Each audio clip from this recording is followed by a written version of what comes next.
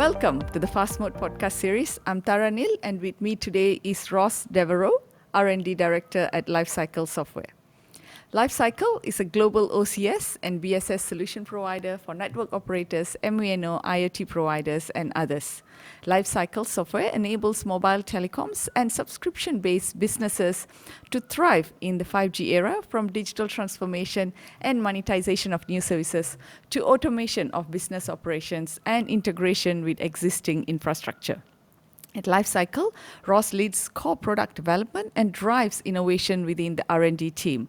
Since joining the company in 2006, Ross has played a pivotal role in advancing Lifecycle's core platforms with a strong focus on cloud technology and MVNO digitalization.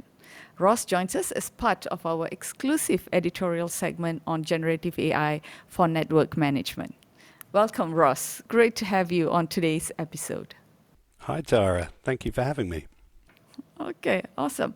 Okay, to start, how can AI be used to drive subscriber experiences in today's world?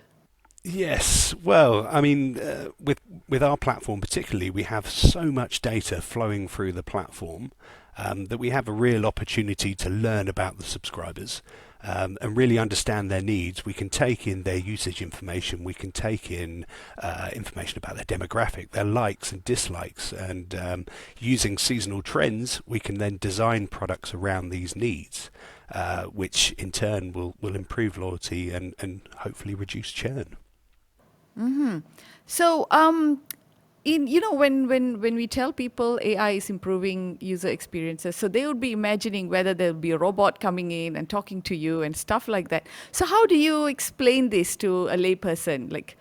How do you tell them how AI actually works? I suppose like in telecoms, we'll start getting recommendations, on cross-selling ideas, upselling ideas for a particular customer. So do you want to take us down that path and explain how it actually works when you have AI as a tool? Yes, yeah, indeed. Yeah, I think it's about being transparent with the customer and letting them know exactly what's happening.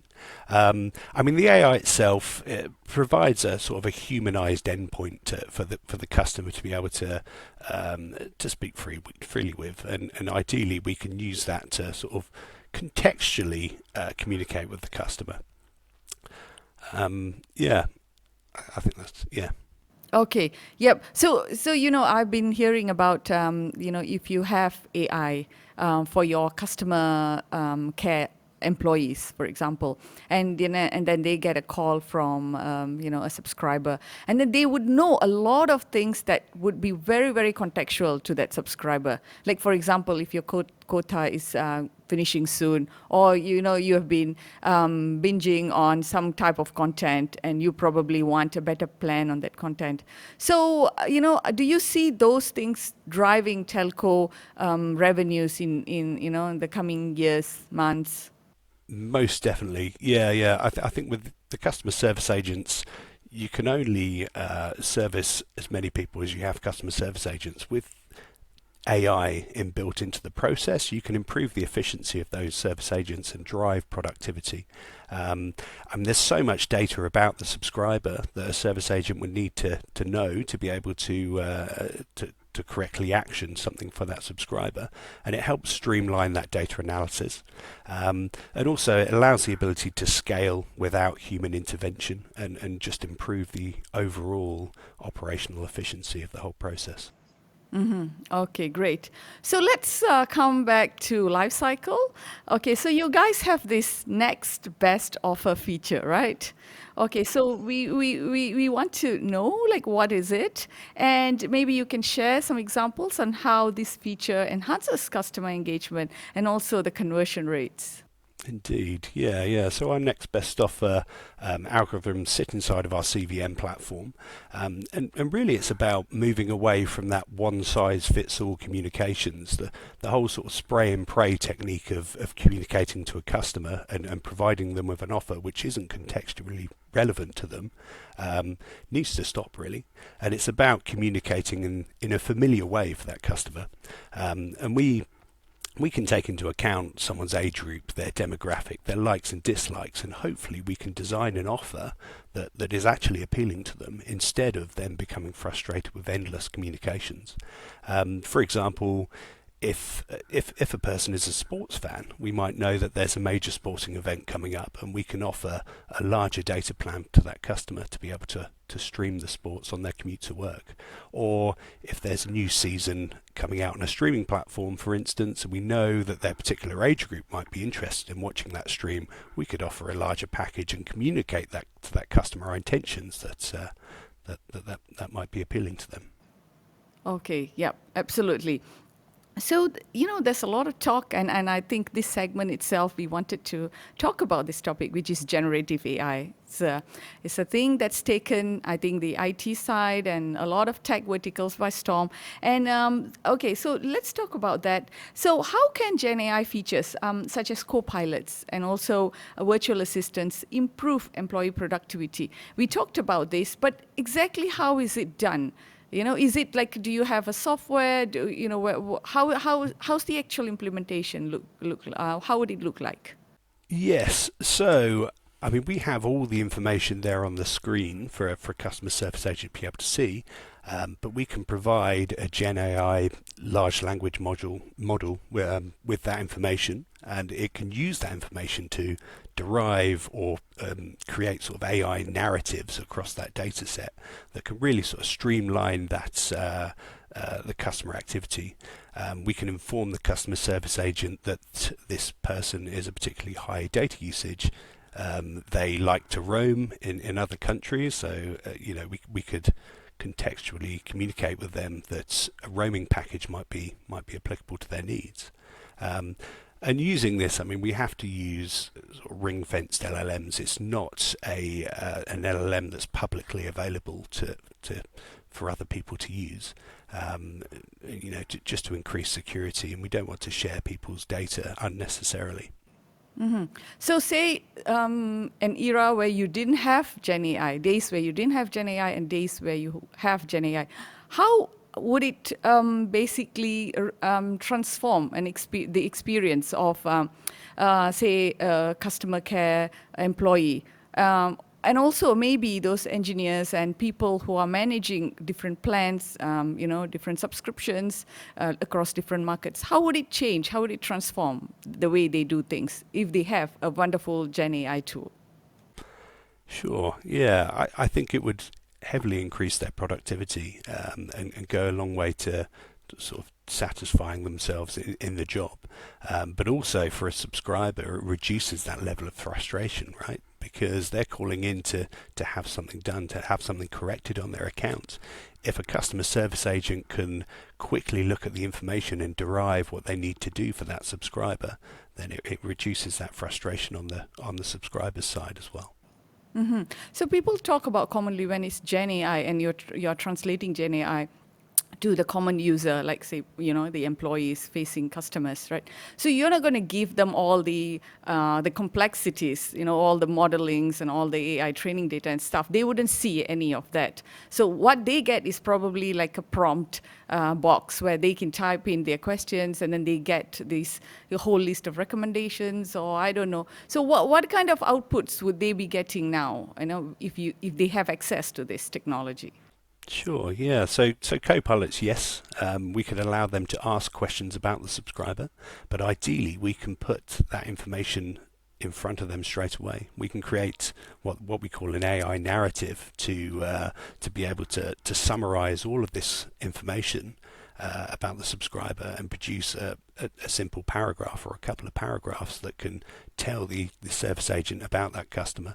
But we could also use it to give a textual string, sort of upselling opportunities. If a customer is a high data user, or they're a roaming user, or they're a sports fan, we can use all that information to recommend plans to the customer service agent so that they can communicate to that subscriber.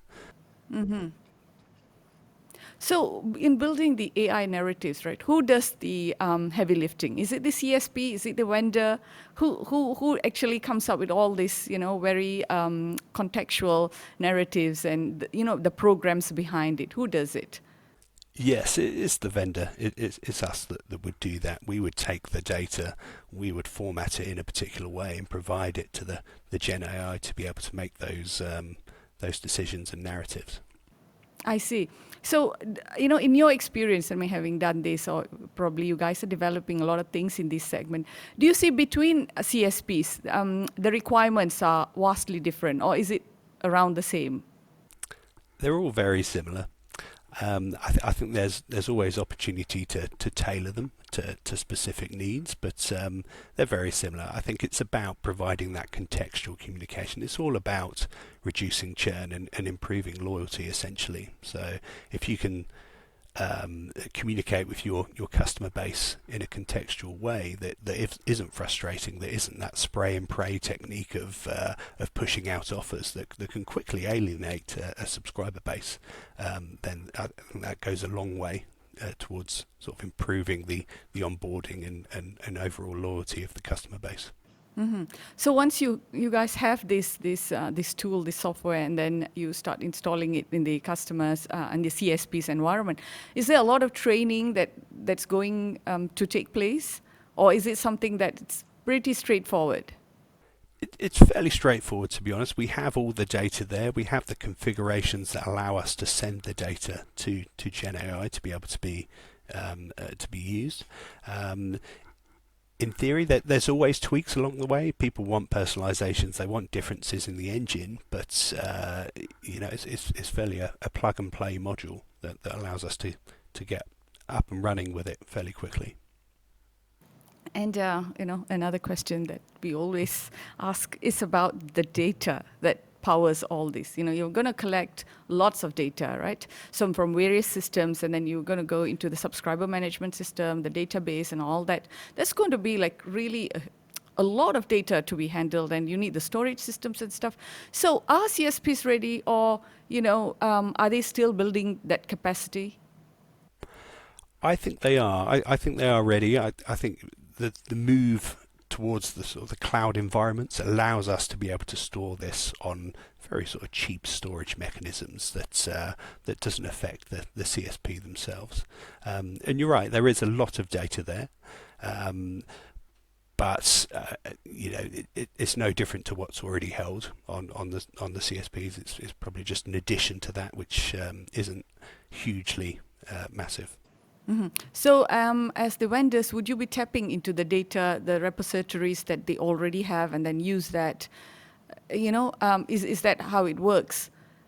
Or is it hosted elsewhere? Do you take it out from the system and then work on it to train your models and stuff? How does that work? It would be done as it needs to be done. So as a customer service agent would look at a customer, we can take all the data that we have about that customer and give it to an LLM, a GenAI LLM, that allows it to summarize that data. So we wouldn't necessarily be pushing all of our data out to GenAI for it to be summarized or used. To start with, we would do it as we needed that information. All right. Okay. And then when it comes to data security and privacy, right? This is something that everyone talks about when it comes to Gen AI, and people are always like a bit concerned about that. I mean, even with AI, these concerns were there, but with Gen AI, somehow I see that people were like, "What happens to our data? Are they going to use our data to train their models? And what happens to security?" So, what's your take on that? Yes, I think compliance with GDPR and other regulatory standards are essential. We have to have that transparency with the end user. If we're using their data, they have the right to know that we're using their data. And with the shift of data over to a GenAI process, we would use a very minimal data set. We don't actually need all of their information. We don't need their personal details, their customer address. So none of it should be identifiable. And we use ring-fenced LLMs, so we would use a cloud-native LLM which isn't available to the public. We don't use their data to onwards train further LLMs. It's specifically ring-fenced to its needs. Wow. Okay, that's interesting. Okay, I guess that we've covered quite a bit of the topics that we wanted to discuss about generative AI. It's still, I guess, in the early stages. What do you foresee happening for the rest of the year in this space? Do you see a lot more rollouts, deployments in the pipeline? Very much so. Yeah, I think we're literally on the tip of the iceberg of Gen AI uses. I think there's going to be a lot more to see and do with it. Yeah.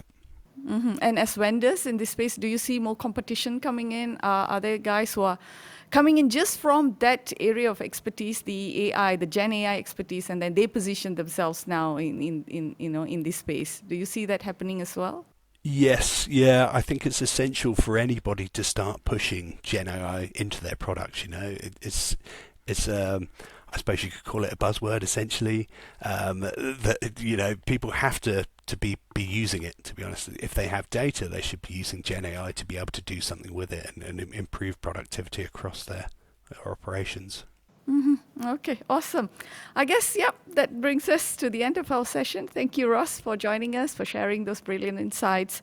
And also how Gen AI, is driving subscriber and employee experience. Yeah, do you want to add anything?